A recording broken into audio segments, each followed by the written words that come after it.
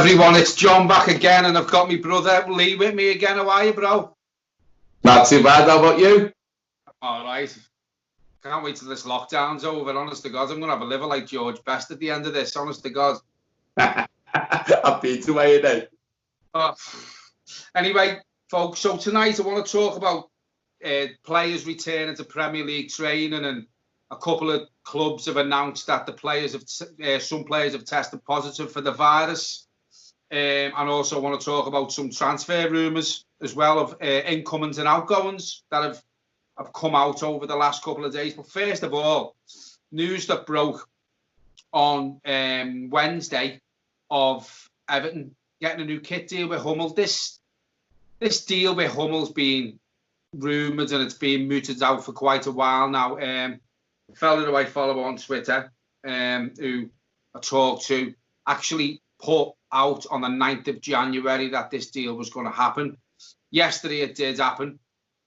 Starting from next season, Everton are going to start having kits that are made by Hummel. It's a 3-year deal, minimum, £8 to £10 million a year, which when you look at some clubs, the money they get per year, it's not a great amount of money that Everton get regards to some other clubs, but it's a record deal for Everton. And as I said to you yesterday, Lee, on the phone, not on the video, it's small steps for Everton now. We've got Mashiri come in, Usmanov's in the background. We've got a new ground on the horizon.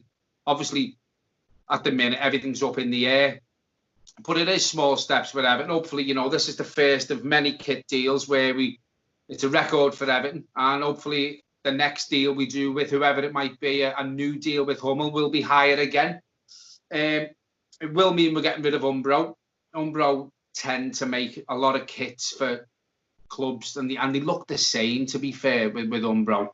So we are getting rid of Umbro, and we're going to have Hummel. I've seen some designs on Twitter some people have put out while it's being rumoured, and some of the kits look absolutely fantastic. So what do you think on this, Lee? Yeah, I mean, obviously, like you just picked, I'm going to pick up on what you said there. It's a record deal. I think it may be doubling what Umbro were giving us. We're the first club in the Premier League that they're actually sponsoring in that way. I've seen Rangers. I've seen what they've done with the Rangers kits and all the rest of it. And like you said, I've seen some of the kits that have been leaked or what people would like or the designs, and they piss all over the Umbro ones we've got, to be honest. But like you just said there, it is strides, and you look at some of the shirt deals that other clubs in the Premier League have got, and we are still quite small compared to that. But in the way what we picked up on in the last video, the long-term project and getting bigger, it's definitely a step in the right direction. I also think, obviously, there was rumours have come out as well that Everton are ditching Angry Birds, and they are talking to other companies about getting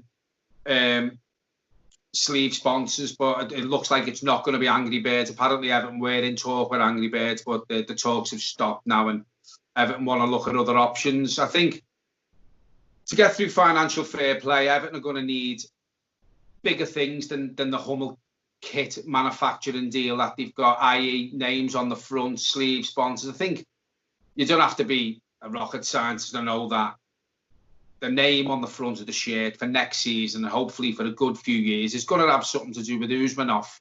I think that's where the majority of Everton's money is going to come from the sponsorship deals that Usmanov's going to give the club.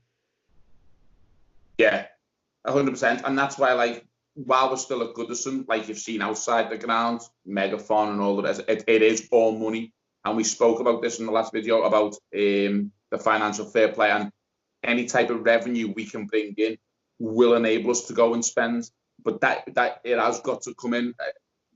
I've seen a few things over the last couple of days about Everton Source, for instance, and January about it, and their president has allegedly come out and said about financial fair play and the position we were in then.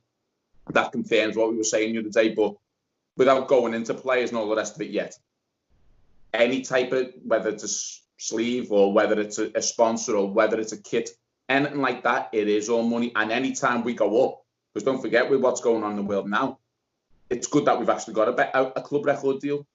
So yeah, that's a way to look at it, because there might be other clubs who are getting the same for the next 3 years. We've actually doubled. Yeah, it seems to me like with the kit deal, and we're talking to other sponsors, companies about sponsoring. It's just fallen nicely into place now for the move into Bramley-Moore. Because the kit deal with Hummels for 3 years. We're hoping to be in Bramley-Moore within 3 years. So again, we might go with a different company, and obviously Everton aren't going to take a step backwards from 8 to 10 million a year. They're going to look to progress. So, this could be the start. Hummel might give us £15 million a year once we go into Bramley-Moore. I did see something that there's bonuses added into this. So obviously it's performance rated related as well. So, we're all hopeful that Everton will start improving. I think we've got the right manager to do that. And some of the names we are getting linked with, which we're going to talk about, will help us improve as a club. So 3 clubs in the last couple of days have reported since they've gone back into training. I think Watford and the Burnley assistant manager, I think it was Ian Woan. These clubs have reported 6 cases of COVID-19, whether it be the players, whether it be the backroom staff.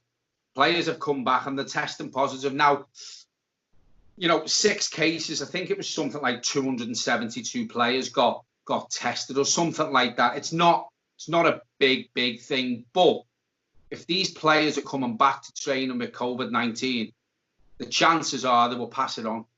So obviously it's going to rise from 6. So, this could affect clubs in different ways. I think we spoke about this on the last video. It depends, some clubs, players who get it could be their most influential players. So then it'll start affecting teams. As you said on the last video, if Jack Grealish gets it, it'll affect Villa massively. The league's won. We all know that. In your opinion, is it too early yet with the cases? The numbers are dropping with unfortunate people passing away, but they're still high. They're still high. These numbers are still in the 300s. Is it too early, in your opinion, to be bringing the players back and looking at a June date to start the Premier League? See, that's what it is. Like, if they bring it back now, or if they bring it back in a month's time, it may not be too soon in the way that it's the correct time to start and all the rest of it. But what if a week down the line, more players start getting? We've touched on that. But I know, they're talking about a time scale, and they want, and the top 5 European leagues want the season completed, and all that was going about. But even still, if there's still got to be, in my eyes, there's still got to be a cut-off point for next season. And it's all right, these people say, no, we've got to finish this season, we've got to finish. To me, if that season's not finished by the end of July, it's got to be scrapped. Yeah, and I mean, to be fair, and it hurts me to say this, a lot of people know, yourself how I feel towards the team across the park. But you know what? It's come to the point now where end the league, give them the trophy. Just give them the trophy, because they'll always have that little asterisk next to that honour, that it wasn't a proper season. Now, if they give them, it's blemished. It's blemished anyway. It's tarnished with coronavirus. Don't get me wrong, it'll be great for them. First time in 30 years, blah, blah, blah. I wish we were in that position, but just doesn't feel right. And it won't feel right for them. Yeah, they've won the league, and they do deserve to win the league. They've been the best team this season. But if they do what the Scottish Premier League done, and they give it to Celtic, right? Now, yeah, Celtic again, a bit like the other team, they do deserve to win it. But Hearts have been relegated. Now, I think they were 3 to 6 points from safety, and I think they had 8 games to play. If the Premier League stop, what happens with the likes of Villa? Will Villa look down the same route, and Villa and the teams that are down there? Obviously, I think there's, I can't even think who's bottom of the league now. It's been that long since I've looked at it. But some teams are down, we know that. But the likes of Villa, who've got a game in hand, that game in hand, they win, that could do wonders for them to get them out that bottom 3.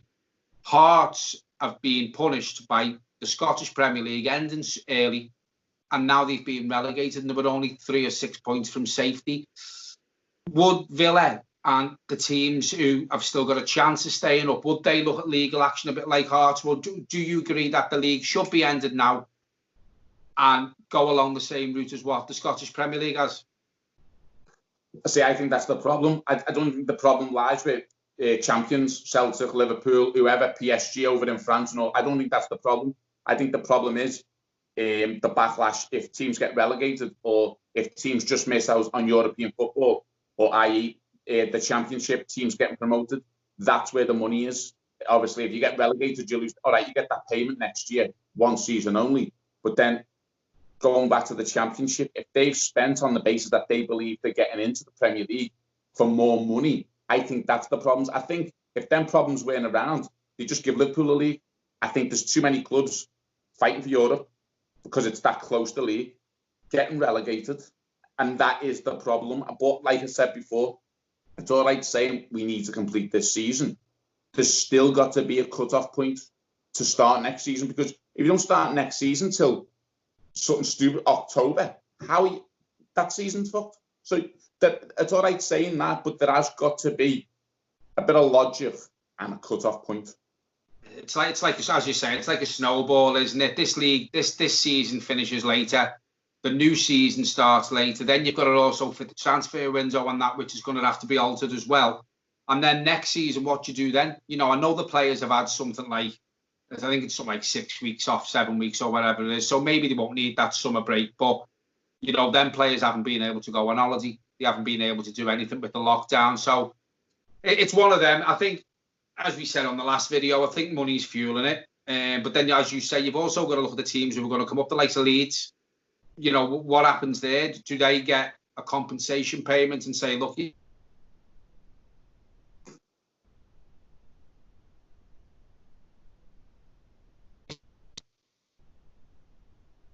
sorry about that, Michael rang me, folks. The likes of Leeds, what happens there? They would have to give them some sort of compensation. Now, every football fan outside of the Premier League, the Championship, even the lower leagues, they all aspire to be in that Premier League. So I don't think money would be enough to satisfy the fans. They want to get promoted. Yeah, well, that's it. And that's what, like you just said there, will there be some type of payment for them to sweeten them up, basically? Because that's what it'd be. They're not going to get the full payment. But then there was other things going back a couple of weeks ago. Will they have a 22-team league? But then from 3rd to 6th in the Championship, how do you pick one of them with the playoffs? There's teams just behind them, the likes of Brentford, your Fulhams and all them. They're all in contention, whether they're in or just out the playoffs. That's where it is unfair, but you can't go and make it a 23-team Premier League. You can't do it. Okay, so we'll talk about some transfer rumours incoming and outgoing now. I think people who watch the channel know my take on Moise Kean. Mine and Raiola is working on a deal to get Moise Kean to Roma on loan with a view to an £18 million permanent deal going. And if anything becomes of the loan deal, hopefully mine and Raiola's trying to get something put in the contract that it'll be an £18 million deal if he proves himself over there. I don't think I've asked you this. What's your opinion on Moise Kean? I'm torn, so torn, it's unreal. I seen him against Newcastle. He was so energetic, not just because of the goal, but his work rate. Everything about him was brilliant.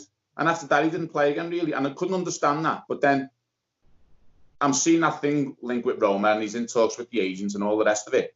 But what I don't understand there is it's not even like, I think he was saying he wants in that you've got to buy him at the end of it. Whereas Roma is saying no. So to me, a $2 million loan, we're still not getting any income, you know what I mean, out of that, really. And that's like, he is. I think we'll regret saying. I said it in the last video. I think we'll regret selling him. I think something will click on his head. He will mature, but then ultimately, if he's in the background now with his agents, is he telling his agents, "Listen, I want to go home. I miss my family. I don't want to be here. I'm going to cause trouble until I go home." You know, he's a young kid. Maybe he is thinking like that. And I've said on previous videos myself, I'm a bit unsure about Moise Kean. You know, against Newcastle, he was man of the match. And then, as you say, we haven't seen much of him since. So is it a poor attitude in training? Because if you've got a poor attitude in training with the likes of Carlo Ancelotti as your manager, you haven't got a chance. You know what I mean? And I think with Moise Kean, if he wants a future at Everton, it's down to him. It's down to Moise Kean. If he wants a future at Everton Football Club, his attitude has to change. Something for me is missing with Moise Kean. in the Premier League. I don't know what it is. I can't put my finger on. I've said this before. I just don't think the Premier League suits him. It's okay doing it for one game. Do you know what I mean? We've had shit players at Everton. I seen a goal the other day. Segundo Castilla scored for Everton on his debut. Fuck it, you know what I mean? Everyone will have a decent game, but he's got to do it consistently. And if he's not up to the challenge of the Premier League, it's down to him to either knuckle down and take his chance. Now he's here, or will he push the boat out, you know, and will he cause ruptions to go back home, as you say? Also on that as well, he's in training every day. He had that great game against Newcastle, and he was everywhere. He was tracking back. He was running just to get the ball. But don't forget, when you've got players like that doing that and then they don't play, the player that comes to my mind, and it happened in the stint he had at Everton and all the rest of it, Gerard Deulofeu. He played. He was assist after assist. We watched him and thought, oh my God, he is like a Lionel Messi. And the managers that came in, for some reason, even though he was setting all these goals up, all of a sudden, he couldn't break into the team. And we were baffled as to why. But it must be that attitude and the manager seeing that every day in training. And Moise Kean is no different in that respect, I think. I think he gets certain players, as you say, Deulofeu and Moise Kean. I think that the sort of players who will spit their dummy out, they're probably thinking, oh, I've had a great game here. I should be starting every week. You've got to prove it on the training pitch. So this week as well, Everton have also been linked with a move for Newcastle midfielder Matty Longstaff. 20-year-old, his contract's up in the summer, so we could join on a free. Is the likes of Matty Longstaff, is he a big enough name for you to join Everton? That, you know, link with players like that? Or do you want Everton to be aiming higher than your Matty Longstaffs and obviously strike deals for a lot of the players who we've been linked with who are well-renowned European players? See, that'll ultimately come down to Ancelotti, and they'll have the scouts watching. They'll have all that info as to whether. I think we've got to pay a compensation fee if he comes to Everton, 400,000. But when he came into the Premier League and people watched him and his brother, and they were like, yeah, you know what? He's not a bad little player. But he's 20. Now, if he's 20, to me, players like that, 17, 18, Rooney and people like that, you've seen the added then. I don't know. Why haven't Newcastle given him a deal? Why hasn't Ashley gone to him and say, you know what? He's only on £850 a week. We'll give him 10,000. What's £10,000 for a player now? But for some reason, Newcastle haven't even offered it. Now, for Everton to offer that and say, yeah, I'll come to Everton. I'm not being funny, right? If Carlo Ancelotti comes for you and you're a Geordie like him, you know what? It's a no-brainer. You're going to a bigger club and you're going to play under a world-class manager. He'll jump at the chance. But if we bring in the players that we're linked with and the players that we've already got at the club, will he get in our team? I don't think he would. I know he's only... It does seem a funny one to me being linked with Matty Longstaff when we've been linked with the likes of your James Rodriguez's and your Allens, you know. And as you say, it's a funny one because he's 20 years of age. I think he's been at Newcastle since he was a kid, you know. And why, when he's only 20, have they not offered him a new contract? Maybe they have offered him a new contract. Maybe he's rejected it. I don't know. But if they thought that highly of him, why would they leave it this late to try and get the contract sorted? You know what I mean? Again, we've been linked with Adrian Rabiot this week from Juventus. Apparently his mum's his agent and she's pushing for the move to Everton. Everton have got competition for a signing from Man United, but it appears Everton are favourites to sign Rabiot. That's the sort of player I want us linked with, not your Matty Longstaff. I'm not slagging Matty Longstaff off. I think I've seen him have a couple of games. He's looked all right. He's looked composed. I think he scored home and away against Newcastle this season. Adrian Rabiot would completely change our midfield. That's the players I want us to be linked with. That's the players I want us to sign. Is Rabiot a player you'd like to see in an Everton shirt, and how highly do you rate him? I rate him highly. I know he comes with a bit of baggage, but is that because he was at PSG? I think he was under Ancelotti there, or he's played for Ancelotti anyway. I know that. But what I'm saying as well is the fact that he comes to a club like Everton and a world-class manager. No pressure. You're not in the Champions League. Listen, we're going to build the team around you. Give him the confidence. Put your arm around him. I'm not being funny. If he comes because of Carlo Ancelotti, I think straight away then he'll calm himself down and he will think differently. I mean, he's still a kid. He's still 25, you know what I mean? And maybe he just needs this move. Now, like I said in the last video, I think there's been a bit of trouble in Turin with him. All right, they got him for nothing. I think they're asking about 26.8 million. That was what's being quoted. But you know what? They say that, and with what's going on now, they got him for nothing. We might get him for 20 mil. At 20 million, I think he's a no-brainer. He's something we haven't got. He's world class. So if we can attract him, he's our best player in our midfield. But if we can't get him, Ancelotti and Brands, they won't just be looking at him. They'll have a list. They'll have a short list of 5 midfielders they want. On that list, I've seen a few rumours. Lorenzo Pellegrini from Roma. Now, if we don't get Rabiot, he could be the next target.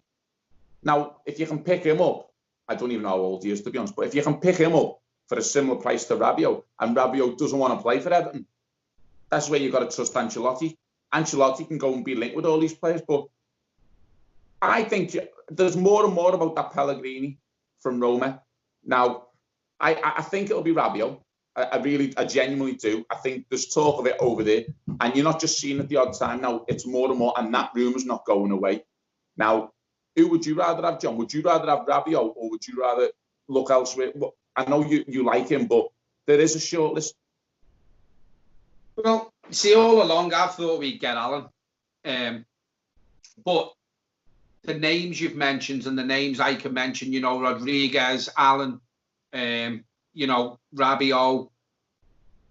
If that's a short list for Everton, if we can't get A, we'll try for B, we'll try for C. Our A, B, C, Ds now are Rabiot, Alan, James Rodriguez, you know, players like that. It's a completely different setup within the 4 walls of Finch Farm, within the 4 walls of Goodison Park. Now, Everton don't have a short list of a good player, an average player, and a shit player anymore. Everton's short list is quality, quality, quality, quality. Now, for me, Rabiot, I'd take him.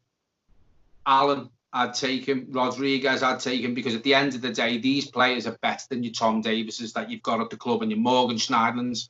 So Everton will have short lists for 3, 4, 5 players for each position that they know they want to strengthen. And it is good that them sort of players are on the short list. You know, I seen something yesterday that Magalas is now closer to joining Napoli than he is Everton.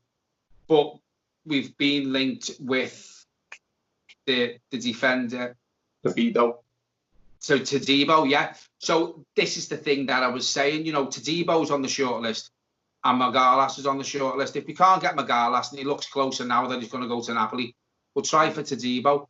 2 well-known players who have played for top teams, you know, and as you say, going back to Rabiot there, he's played for PSG, he's played for Juventus. You're not a poor player if you've played for teams like that. And the names we're getting linked with on the short lists, they're all quality players. Yeah, well, you just mentioned the centre-backs there, so we've moved on to that now. Now, this is what I wanted to ask you. I think what's going to happen at Everton, and people might say, and why to the mark and all the rest of it, I think Mangala, it's come back on the scene now. I think that's closer than what we think. I genuinely do. But then I've seen something in the last few hours about Todibo. Now, at our club, we've stated all along, Marcel Brands said he wants 2 players in every position. So we want 4 centre-backs. Now, is this a good idea? If we get rid of Michael Keane, which I think we will, do we bring both of them in? I've said this on previous videos. If Michael Keane doesn't go, 1 centre-half comes in. If he goes, we bring 2 in. Because when, realistically, if Michael Keane goes, that leaves us with Mason Holgate and Yerry Mina. One of them gets injured and we only bring 1 player in, and then another one gets injured. We're having to look at youth and just throwing them in when they haven't really had a go. So for me, if Michael Keane goes, I'd be happy for Magalas and Todibo to come in. And to me, they'll be the 2 fancied after a while, because they're coming with loads and loads of talent. The Lille one, if we could get him, honest to God, I think he'll be a star. I think he'll take the Premier League by storm. But that's to be though. I mean, he played last week against Dortmund. I think they got beat 4-0 Schalke. He got dragged off at half-time, and I think it was Souness or someone was talking, and he's been linked with the move to the Premier League. They were talking about him, and he said the boy's got a lot to learn. I think he took him off at half-time, and that was a bit like that for me, but I don't know. I mean, you're playing Dortmund, you've got Haaland running at you, you've got Sancho running at you, you've got these players running at you. It is hard, but to me, he's only 19, 20. Now, bring him in. If you've got a chance to sign him and sign the other fella if one goes. And then if he only develops in the next year or two, at least then we'll have Mangalas and Mina or Holgate while we nurture this Toledo. What I'm saying is, if Michael Keane goes, maybe that's why we're linked with these two, because we're getting both. I don't know. And also, you've got to throw Koulibaly in as well, who we're getting. Koulibaly. Right, so have you got anything else to say? Because I've had you for 26 minutes now. Anything you want to ask me for the change, or?